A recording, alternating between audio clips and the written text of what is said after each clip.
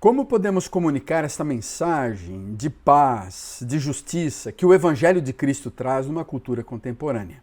A maioria das escolas teológicas não estuda a sociedade contemporânea e esse é um problema.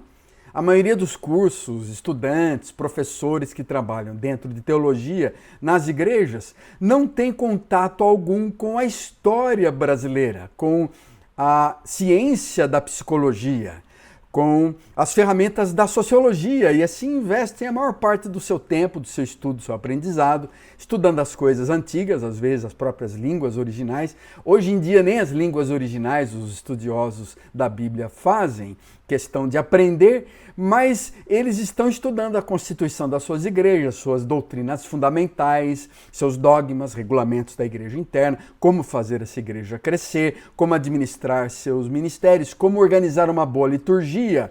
E frequentemente os livros clássicos, estudados pelos estudantes de teologia, de religião, não abordam a realidade sociocultural.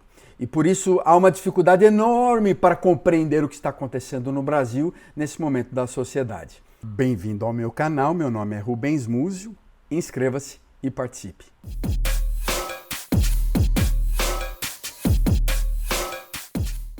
Eu quero falar do Timothy Keller, num livro que ele trata na comunicação da fé numa era de ceticismo. Timothy Keller foi professor numa faculdade teológica nos Estados Unidos, onde eu estudei, Westminster Theological Seminary, e depois ele plantou várias igrejas, desde Manhattan, em New York, em vários outros locais dos Estados Unidos e do mundo inteiro, no sentido de influenciar um movimento de sensibilidade à cultura e pensar em igrejas que possam dialogar com a cultura do país. E ele trata então de 5 principais narrativas dessa modernidade tardia, ou dessa hipermodernidade que nós vivemos, que é fundamental que a gente compreenda para poder entender o mundo em que vivemos. A narrativa da identidade, da sociedade, da moralidade, da história e da racionalidade. Portanto, eu quero trabalhar nesse vídeo algumas dessas narrativas, é um pouco mais teórico, mas é fundamental para que a gente entenda o mundo onde nós estamos vivendo.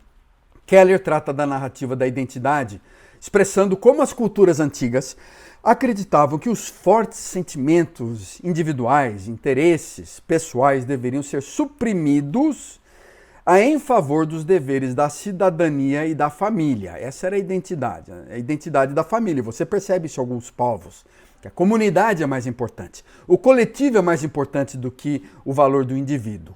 O valor do indivíduo é definido pelo grupo social onde ele está. Essa é uma narrativa importante. O cristianismo, por sua vez, a religião cristã, ela vem atribuir também valor às emoções, às decisões pessoais, aos ensinamentos de que aquilo que a gente sente é importante, a experiência que nós temos precisa ser avaliado. Isso mostra a nossa devoção a Deus. Agora, o secularismo contemporâneo inverteu essa abordagem. A identidade agora se revela apenas interiormente, nos nossos sentimentos, desejos, emoções, e não mais no mundo exterior dos deveres e papéis sociais. Você observa como isso é problemático. Ou seja, devemos ser nós mesmos, independentemente das expectativas sociais. Não estamos, por um lado é bom, aprisionados ao contrato social, às hierarquias sociais. Mas o problema da modernidade tardia, hipermodernidade, é que ela se fundamenta exclusivamente nos sentimentos interiores e individuais. E assim acontece uma tensão muito grande em conflito entre a necessidade do meu reconhecimento pessoal e a negação da natureza comunitária humana também. É impossível a gente valorizar somente a nós mesmos sem que a gente perceba que há valor fora de nós mesmos, que a gente possa dizer que também há coisas de valor no mundo. O cristianismo, nesse sentido, é libertador. Nós temos valor realmente em nós mesmos. Nós temos valor diante de Deus.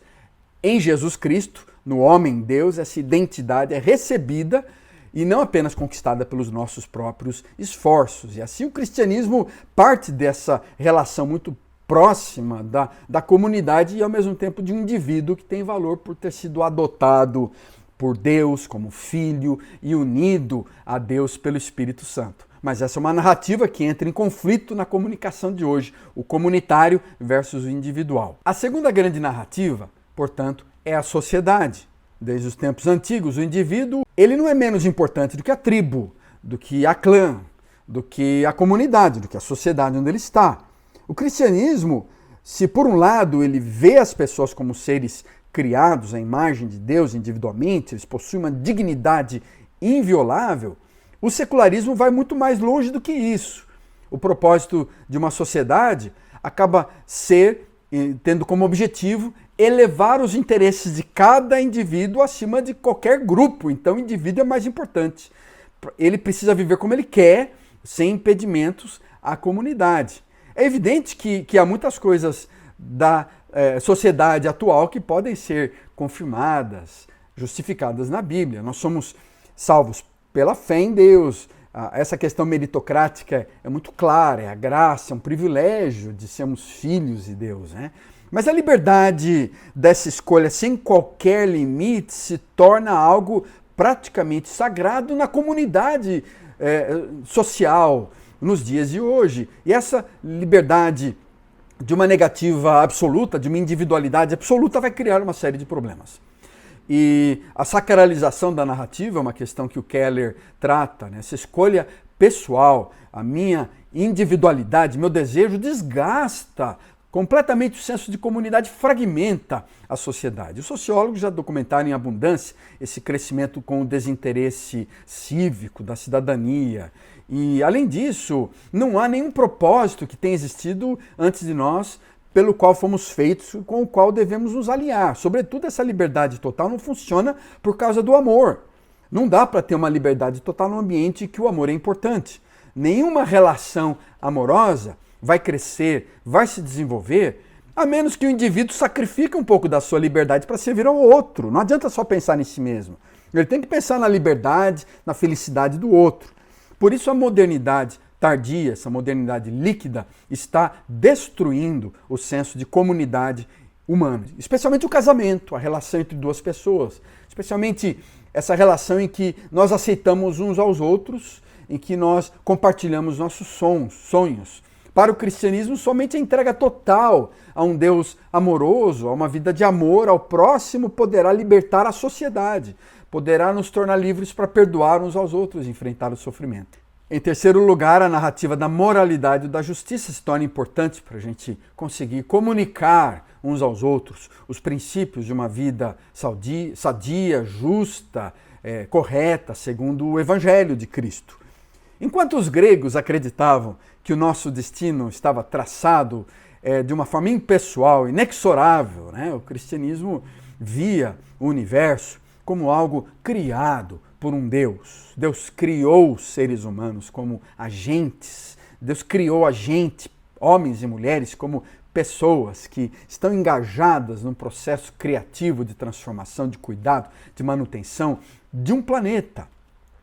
Embora o secularismo, a modernidade atual seja moral e comprometida com a justiça social, com direitos humanos, ela não está alinhada com valores cristãos, pois ela dita as normas de que você é um Deus nesse processo, e não Deus é Deus. Por que a gente deve reformar, cuidar de um mundo, se não há fontes externas, não há um Deus, um karma ou uma força cósmica que traz alguns valores morais? A gente tem que cuidar por quê? Só pelo bem das pessoas? É importante cuidar pelo bem das pessoas, mas valores de justiça e moralidade perdem seu sentido quando eles alcançam apenas a autoridade em si mesmos, não é verdade? Como é que eu vou ter um valor de moralidade? O sentido desse valor é autoridade nele, se ele tem apenas valor em si mesmo. Talvez essa seja a narrativa mais problemática hoje da modernidade, né? E eu acho que algumas consequências, o Keller aponta sobre isso, é o problema da motivação moral, da obrigação moral, da imposição moral por parte de grupos mais poderosos. Grupos que têm mais poder, mais influência, mais controle, mais domínio, eles acabam construindo a sua narrativa em cima de uma obrigação moral, de uma imposição moral por parte daqueles que eles creem. A quarta narrativa, a narrativa da história, é importante porque os gregos concebem a história como sendo cíclica, não tendo fim, e ela vai sempre girando, piorando, melhorando, sempre ciclos de desenvolvimento, de queda, de levantamento. Mas para os cristãos, a história está debaixo do controle de Deus, há um clímax, há um the end, há um propósito, há uma história, há um final nessa história, nesse filme, enquanto a modernidade tardia aproveita a ideia de um progresso histórico, ela se afasta de qualquer conceito de presença escatológica, divina, da esperança do futuro. Então ela constrói uma narrativa de história que é fundamentada em filmes de zumbis, em destruição da Terra, em distopias, em utopias. Então ela não tem uma noção clara para onde vai, qual que é o clímax dessa história. Portanto, a gente tem que aprender a se comunicar compreendendo essa narrativa histórica. E finalmente, em último lugar, essa narrativa de racionalidade. Os gregos tinham a ideia de que o mundo material, inclusive o corpo, é irreal, não tem importância. O cristianismo enxerga a criação como uma realidade boa, confiável, objetiva na sua história. Estou falando de séculos atrás, desde a sua fundação.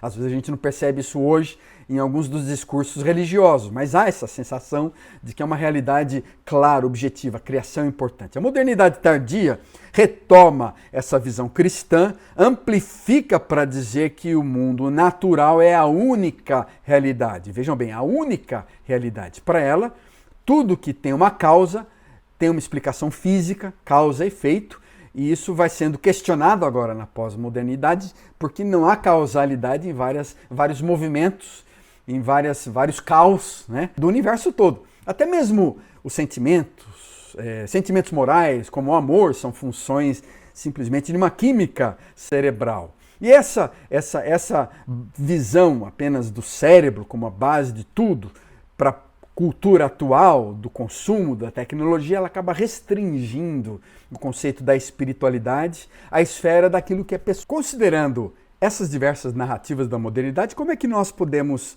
demonstrar compreensão do mundo em que vivemos e ao mesmo tempo comunicar os conceitos, valores de uma teologia cristã, os valores do cristianismo para o mundo de hoje? Não adianta assistir o Jornal Nacional, não adianta assistir os vários tópicos presentes nos sites online, porque eles vão fazer apenas uma avaliação superficial, intuitiva, desprovida de reflexão. A maior parte dos youtubers cristãos, eles acabam não compreendendo as causas da injustiça, não estudam as causas da injustiça, eles fazem seus vídeos sem compreender os mecanismos que causam as transformações e essas narrativas poderosas que estão por trás da nossa tecnologia. O Vale do Silício, o próprio Keller fala, é o centro desse pensamento de que a ciência e a tecnologia vão nos proporcionar um futuro melhor.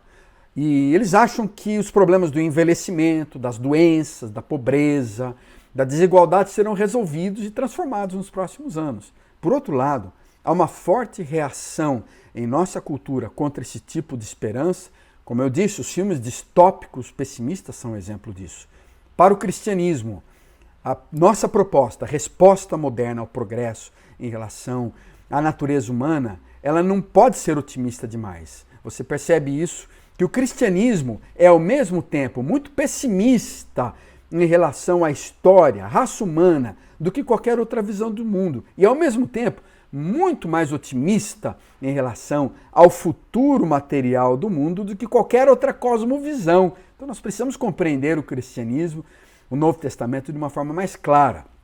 Praticamente em todos os lugares, os comunicadores, os cristãos, eles se deparam com essa profundidade, essa complexidade do mal, o mal coletivo, o mal sistêmico do mundo, o mal sobrenatural que é o diabo.